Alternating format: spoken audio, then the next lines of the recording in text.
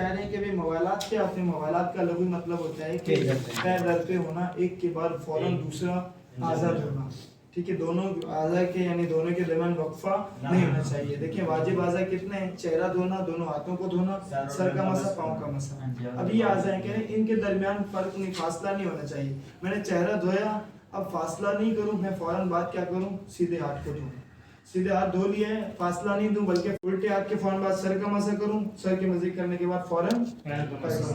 कह रहे कितना फासला दिया जा सकता है, इतना फासला दिया जा सकता है कि पहले वाला आज़ा खुश्क ना हो और आप दूसरे उसको शुरू कर दें।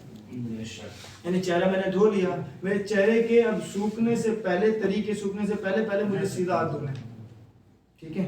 और अगर तरी सूख गई और मैंने अभी तक सीधा हाथ धोना शुरू नहीं किया तो मेरा वुज़ू बातिल, दोबारा से वुज़ू करना होगा। इसी तरीके से मैंने चेहरा भी धो लिया, हाथ भी धो लिया, उल्टा हाथ भी धो लिया, और उल्टा हाथ के सूखने से पहले जो है ना वो मसा, ठीक है ना। अगर तो तरी सूख गई तो वुज़ू गया, अगर तरी नहीं सूखी है तो कंटिन्यू करेंगे। तो ये लफ्ज़ी तर्जुमा कर देता हूँ मैं इसका। हाँ, अब लफ्ज़ी तर्जुमा, वही है तताबुल उर्फ़ी।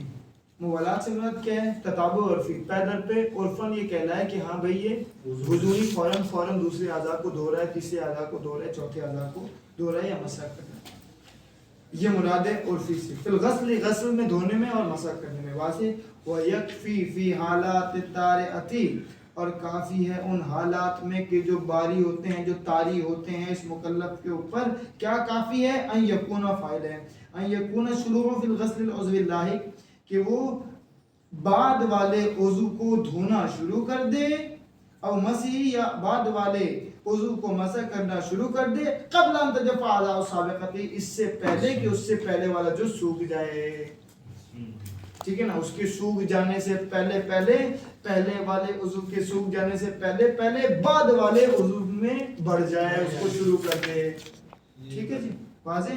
अब इसमें जुमला मकान फाज़िल माई व तुलबिल हाजत व निस्यानी, जैसे कोई भी चीज़ें मिसालें आ गई कि कोई हाजत आ गई, कोई भूल गया वुज़ू करते करते खत्म हो गया, या पानी खत्म हो गया वगैरह वगैरह मिसालें।